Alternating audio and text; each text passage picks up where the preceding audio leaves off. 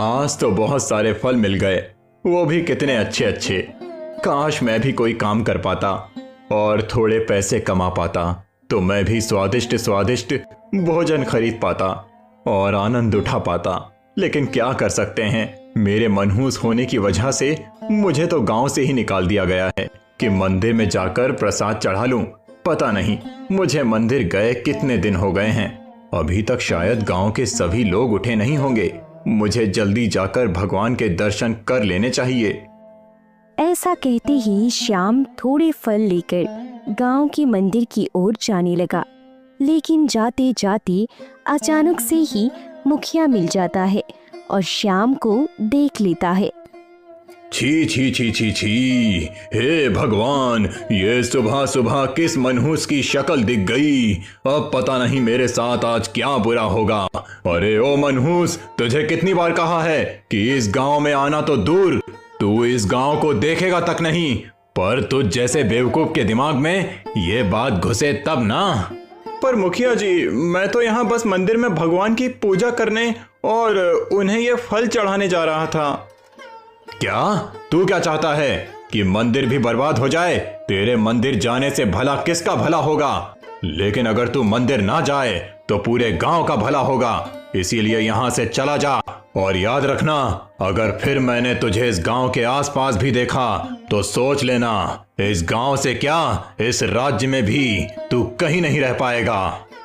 पर मुखिया जी, मैं तो बस एक बार भगवान के दर्शन करना चाहता हूँ, उसके बाद मैं यहाँ से चला जाऊंगा। लगता है तू ऐसे नहीं मानेगा। अगर तू यहाँ थोड़ी देर और रुका तो मैं सारे गांव वालों को बुलाऊंगा और वो सभी तुझे इतना मारेंगे कि तेरी अकल ठिकाने आ जाएगी। अगर तू मार खाना नहीं चाहता है तो इस गांव से चला जा और मुड़कर कभी मत देखना, समझा? मुखिया जी के ऐसा कहने से श्याम को मजबूरन उस गांव से जाना पड़ता है। अगर ऐसा ही चलता रहा तो मैं कभी भगवान के दर्शन ही नहीं कर पाऊंगा। अब लगता है कि मुझे ही मिट्टी से भगवान की मूर्ति बनानी पड़ेगी। इसके लिए अच्छी मिट्टी का होना बहुत जरूरी है, जो मुझे शायद नदी के पास मिलेगी। मुझे वहां जाना चाहिए। श्याम मिट्टी लेने के लिए नदी के पास जाने लगा। तभी अचानक से ही उसे एक लड़की के चिल्लाने की आवाज आती है। बचाओ, बचाओ मुझे कोई बचाओ। अरे ये क्या? ये तो किसी के चिल्लाने की आवाज है। लगता है कोई खतरे में है। तभी जंगल के अंदर से एक लड़की दौड़ते हुए आ रही थी। वो श्याम को देखते ही उससे मदद मांगने लगती है।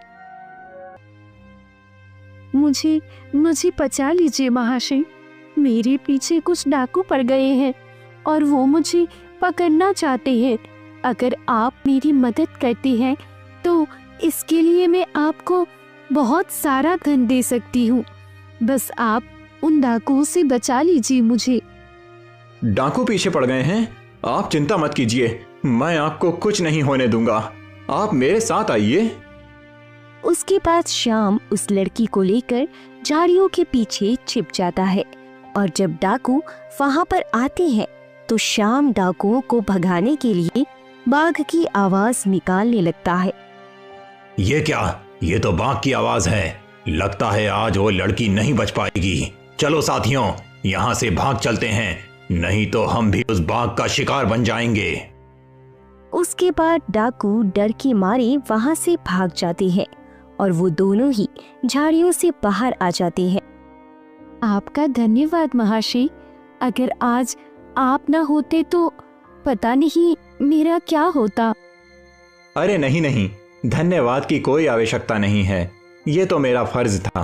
तभी वहां एक आदमी भी आ पहुंचता है। आप ठीक तो है ना राजकुमारी? आप चिंता न करें, मैं बिल्कुल ठीक हूँ। मुझे इन्होंने बचा लिया। अगर आज ये न होते तो शायद मैं बच नहीं पाती और वो डाकू मुझे उठाकर चले जाते।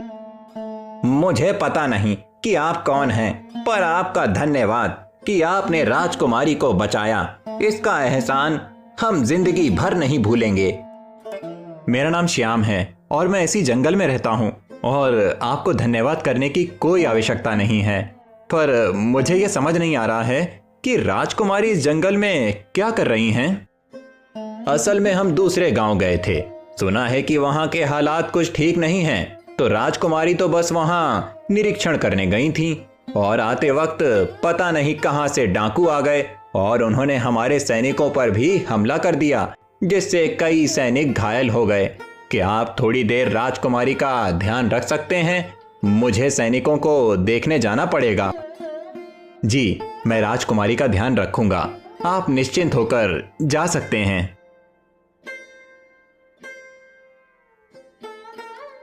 आपने जाने अनजाने में एक राजकुमारी को बचाया है और इसके लिए महाराज यानी हमारे पिता आपको बहुत ही बड़ा इनाम देंगे।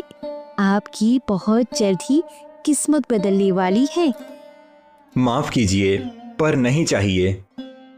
वे दोनों आपस में बात कर ही रहे थे कि अचानक से जंगल के अंदर से धुआं निकलने लगता है। ये क्या? ये धुआं कहाँ से निकल रहा है? लगता है कहीं आग लगी है। पर उस तरफ तो मेरी झोपड़ी है, कहीं मेरी झोपड़ी में आग तो नहीं लगी? फिर वे दोनों ही दौड़ते हुए झोपड़ी की ओर जाते हैं। जब जाते हैं तो देखते हैं कि श्याम की झोपड़ी में आग लग चुकी है और वहां दो लोग मशाल लेकर खड़े हैं। ये तुम दोनों ने क्या किया? भला तुम दोनों इस बेचारे की झोपड़ी पर आग क्यों लगा रहे हो? ये तो तुम इस मनहूस से ही पूछो। ये आज गांव में मना करने के बाद भी कदम रखा और सुबह सुबह मुखिया जी ने इस मनहूस को देख लिया। जब वे घर गए तो उनके घर पर आग लग चुकी थी और इसीलिए हमने बदला लेने के लिए इसकी झोपड़ी में आग लगा दी। इसमें इसकी ही गलती है। तो तुम लोग ये कहना चाहते हो कि सिर्फ इसका चेहरे देखने से ही मुखिया के घर पर आग लग गई? ये क्या अंधविश्वास है? अंधविश्वास? जब तुम्हारे साथ कुछ बुरा होगा तब तुम्हें पता चलेगा लड़की कि इसके साथ रहना कितना खतरनाक है। हमने अपना काम कर दिया, अब हम चलते हैं और तू इसके बाद गांव में दिख मत जाना, समझा?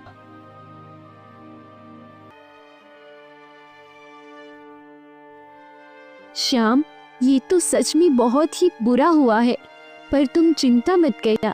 मैं यहाँ की राजकुमारी होने के नाते ये साबित कर दूंगी कि तुम कोई मनहूस नहीं हो और मनहूस जैसी कोई चीज होती ही नहीं है।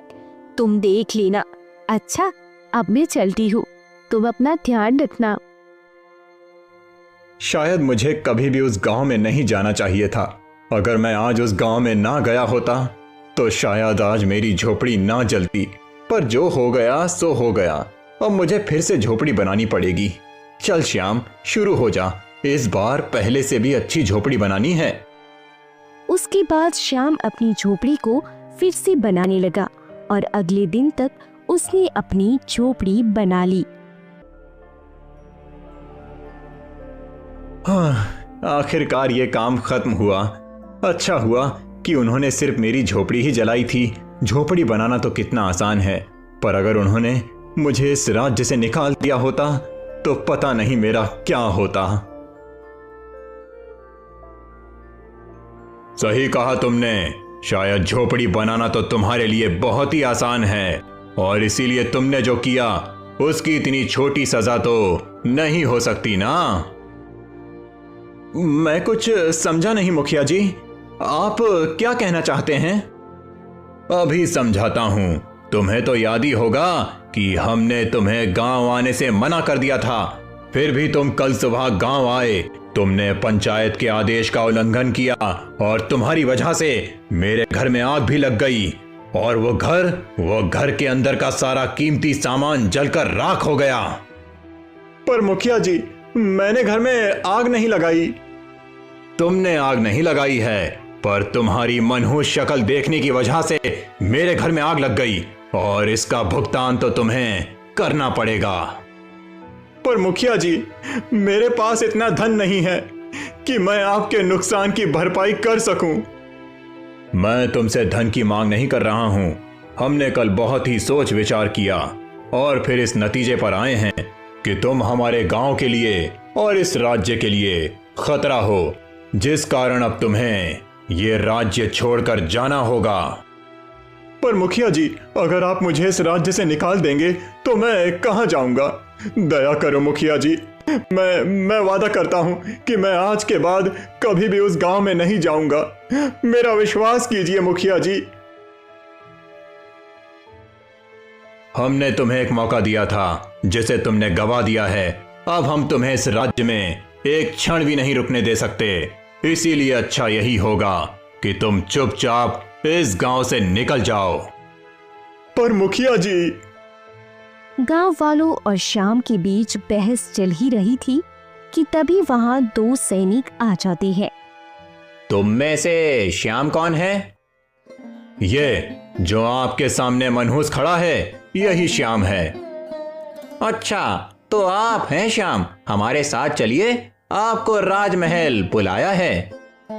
देखा श्याम, तुम्हारी मनहूसियत तो राजमहल तक पहुंच गई है। हम तो फिर भी तुम्हें यहां से जाने दे रहे थे, लेकिन लगता है कि तुम्हारी वजह से कुछ बहुत बुरा हुआ है, जिस वजह से महाराज ने तुम्हें महल बुलाया है।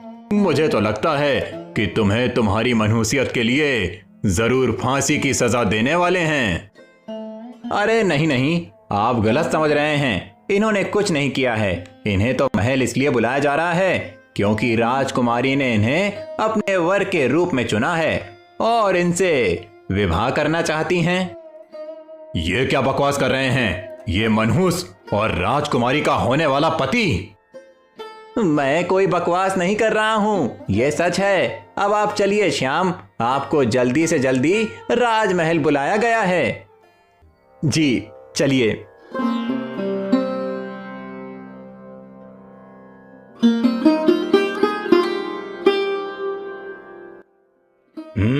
तो ये है वो शख्स जिसके विषय में आप बात कर रही थी राजकुमारी। जी पिताश्री, यही है जिससे मैं विवाह करना चाहती हूँ। एक बार फिर सोच लीजिए। मैंने सोच लिया है पिताश्री। महाराज बिल्कुल उचित कह रहे हैं राजकुमारी। एक बार पुनः सोच लीजिए, क्योंकि शायद आपको पता नहीं होगा, ये श्याम एक मनहूस है। मुझे ये बात भली भांति पता है मुखिया जी। क्या कहा? पता है?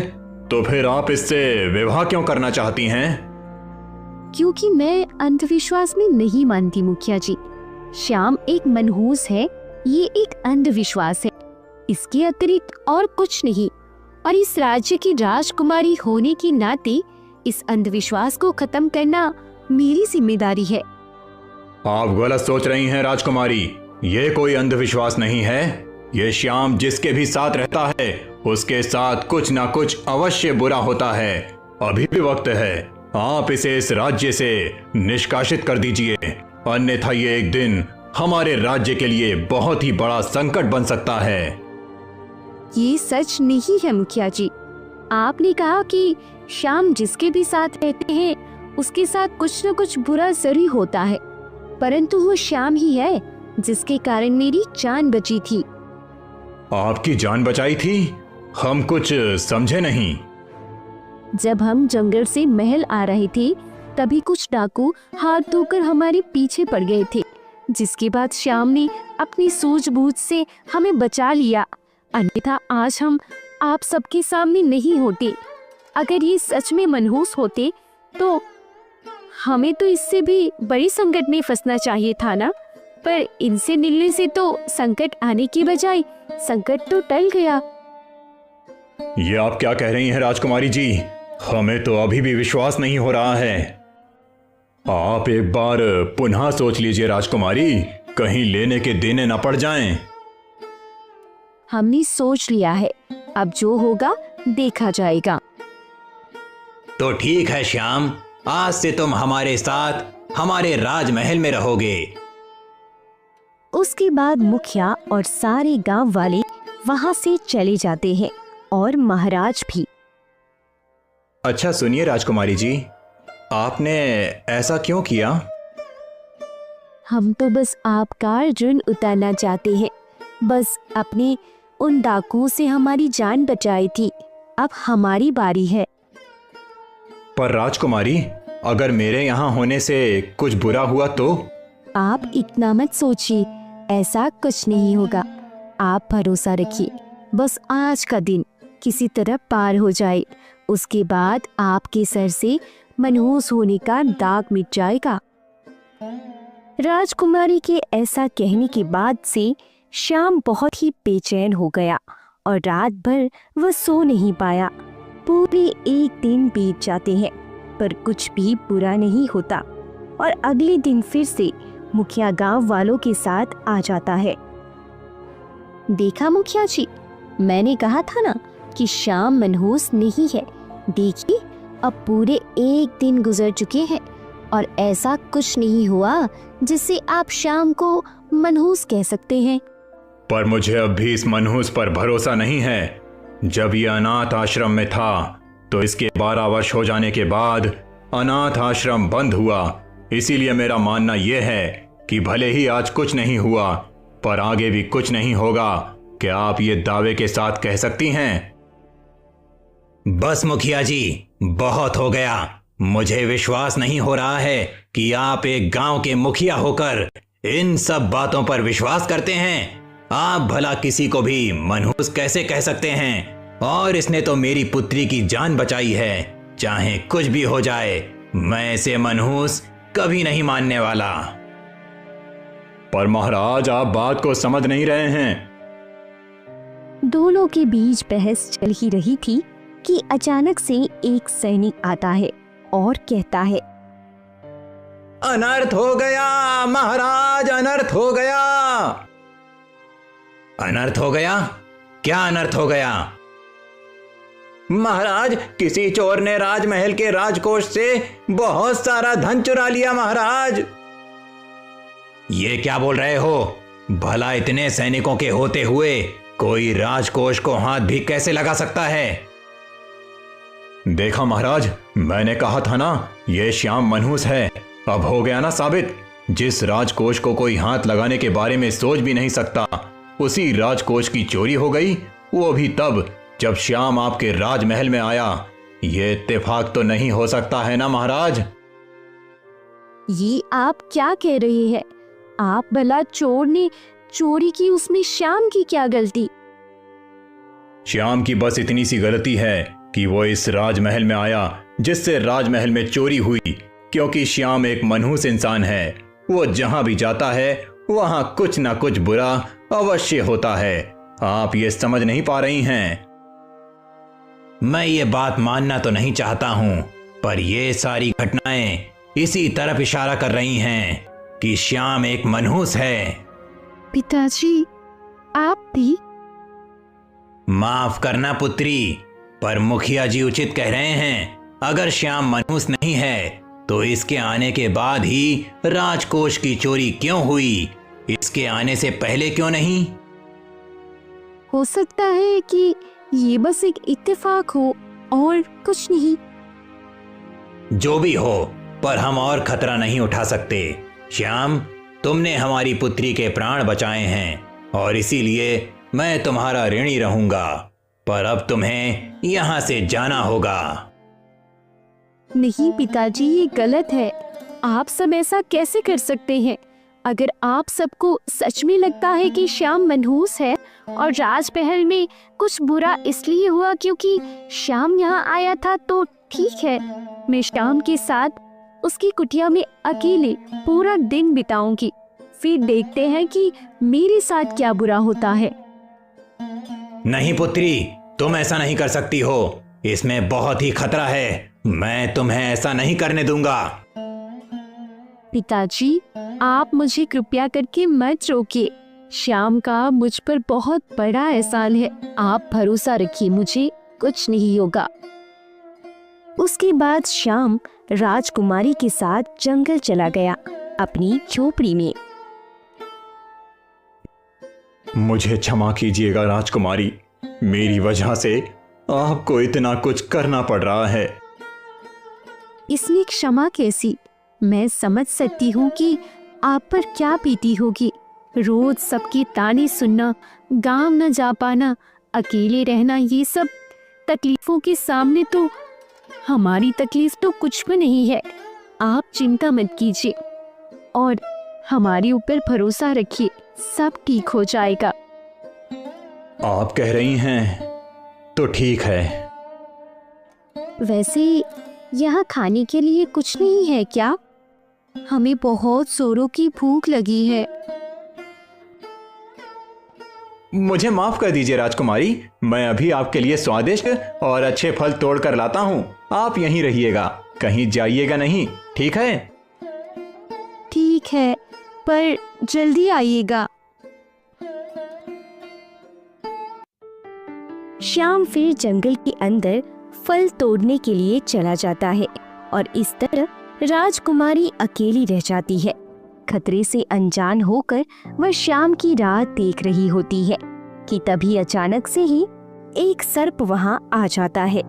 राजकुमारी का ध्यान नहीं होता है और वह सर्प उन्हें डस लेता है और कुछ देर बाद श्याम वहां पर पहुंचता है और यह देखते ही उसके हाथ से फल की टोकरी गिर जाती है और वह दौड़ते हुए राजकुमारी के पास आ जाता है।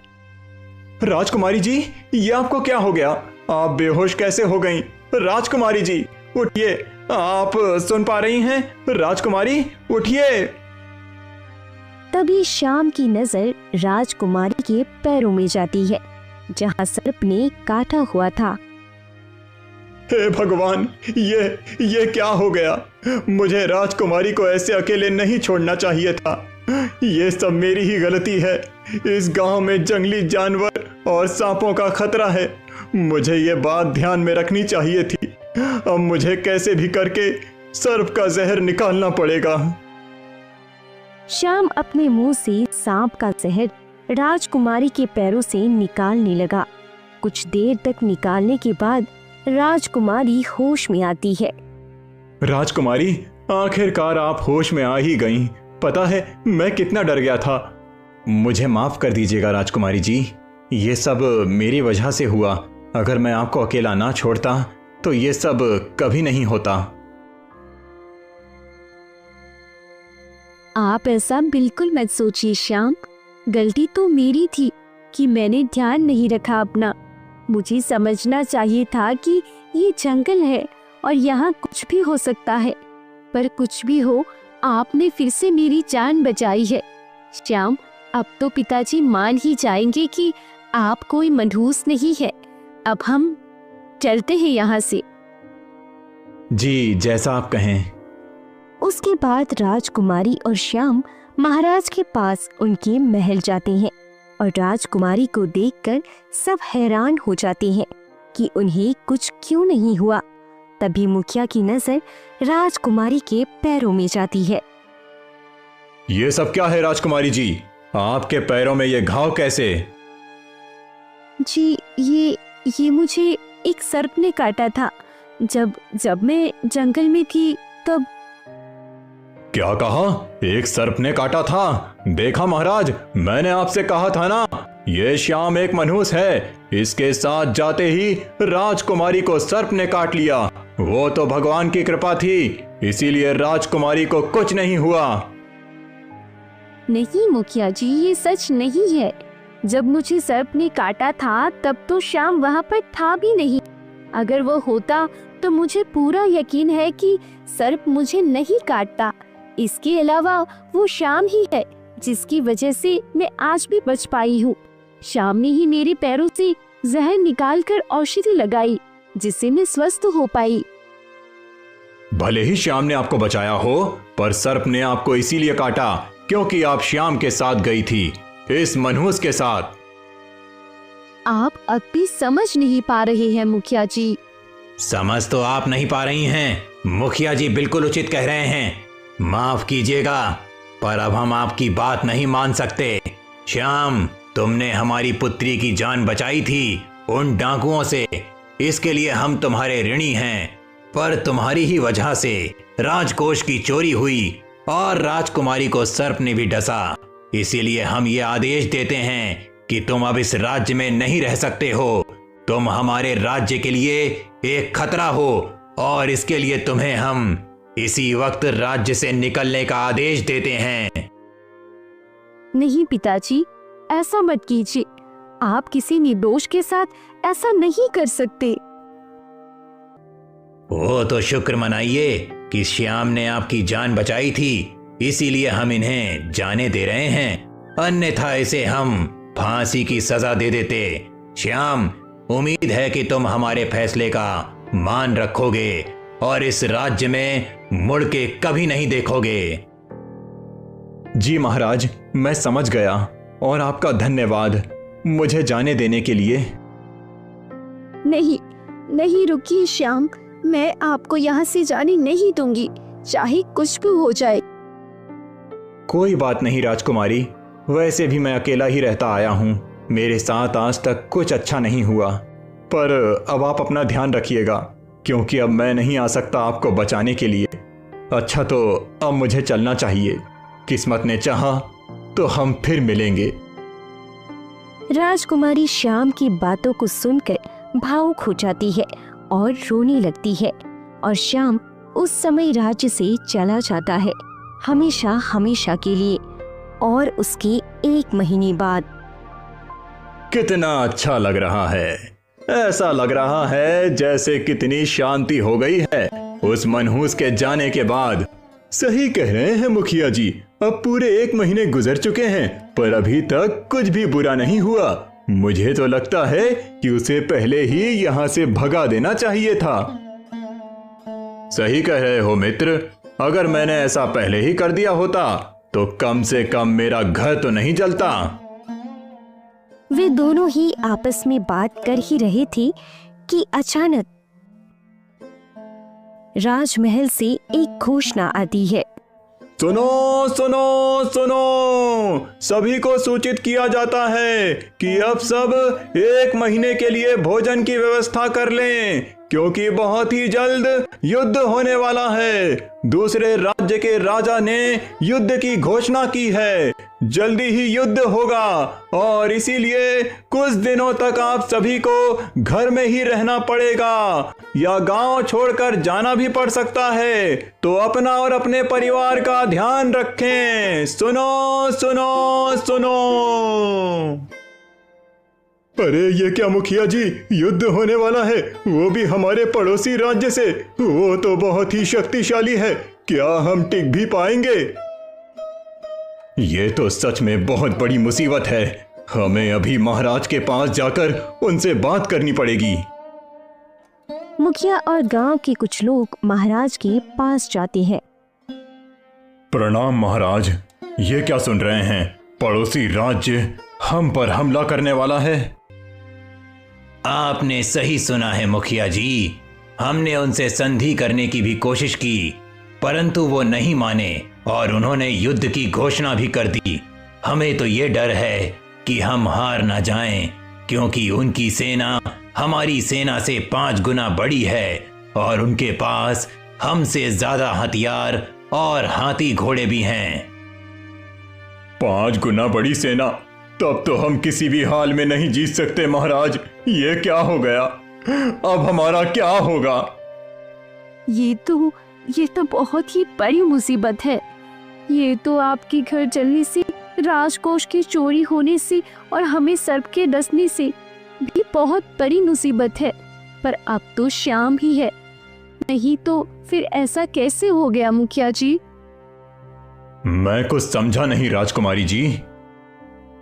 आप इतने भी मासूम मत बनिए मुखिया जी। आपने गांव में होने वाले, राजमहल में होने वाले और मेरे साथ जो जो हुआ उन सब का आरोप आपने बेचारी श्याम पर लगा दिया कि वो मनहूस है। पर अब तो वो है ही नहीं और इतनी बड़ी समस्या आ गई। तो मैं बस इतना जानना चाहती हूँ कि अब आप सब इस युद्ध का इल्जाम किस पर लगाने वाले हैं और किसे मनहूस कहने वाले हैं?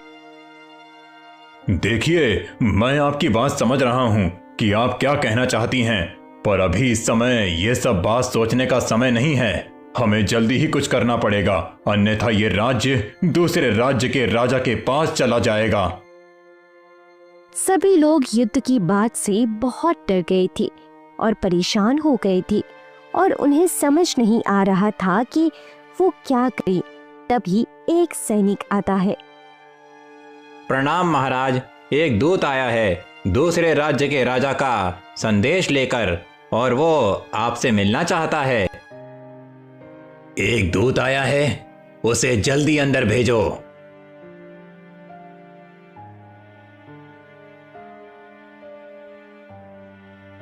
प्रणाम महाराज, मैं हमारे महाराज का एक संदेश लेकर आया हूँ।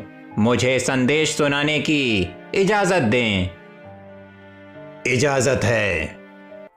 महाराज ने कहा है कि वो आपके राज्य के साथ युद्ध करने वाले थे, परंतु उनके सलाहकार के कहने पर उन्होंने ये युद्ध रोक दिया है और आपसे संधि करने के लिए तैयार हैं, और वो कल आपसे मिलना चाहते हैं। क्या आप इसके लिए तैयार हैं या आप भी उनसे युद्ध करने में रुचि रखते हैं? कृपया हमें बताइए। क्या कहा? उन्होंने संधि के लिए हाँ कर दी और युद्ध रोक दिया? हमें भी युद्ध में कोई रुचि नहीं है। हम भी शांति से रहना चाहते हैं और इसीलिए वे कल यहाँ आ सकते हैं। हमें बेहद खुशी होगी। जी, जैसा आप कहें तो ठीक है, अब हम चलते हैं। दूत के वहां से जाने के बाद मुखिया और महाराज सभी लोग बेहद खुश हो जाती है और अगले ही दिन दूसरे राज्य के राजा राजमहल आ पहुंचते हैं। महाराज, हमें बेहद खुशी हुई कि आप इस संधि को मान गए और युद्ध रोक दी। रोकनी तो थी ही, आखिर हमारे सलाहकार ने हमें ऐसा करने को जो कहा था। आपके सलाहकार ने कहा था? तो वो अभी कहाँ हैं? आपके साथ नहीं आए? हाँ महाराज, हमें उनसे मिलकर उनका शुक्रिया अदा करना था। हमने उनसे बहुत कहा, पर पता नहीं क्यों वो यहाँ नहीं आना चाहते थे। उन्होंने आने से मना कर दिया। बस इतना कहा कि कुछ भी हो जाए पर युद्ध ना हो। अच्छा, ऐसी बात है। अच्छा, तो कोई बात नहीं। जब हम आपके राज्य जाएंगे तो उन्हें शुक्रिया जरूर कहेंगे। वैसे उनका नाम क्या है?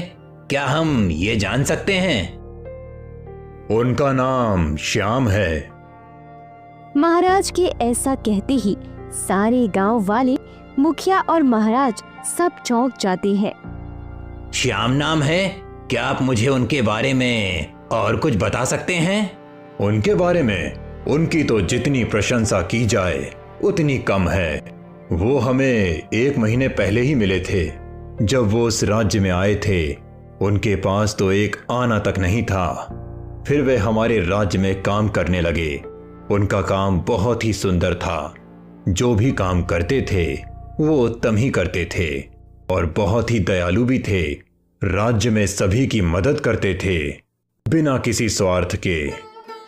क्या उनके वहां होने से किसी भी प्रकार की दुर्घटना नहीं होती थी या किसी के साथ कुछ बुरा?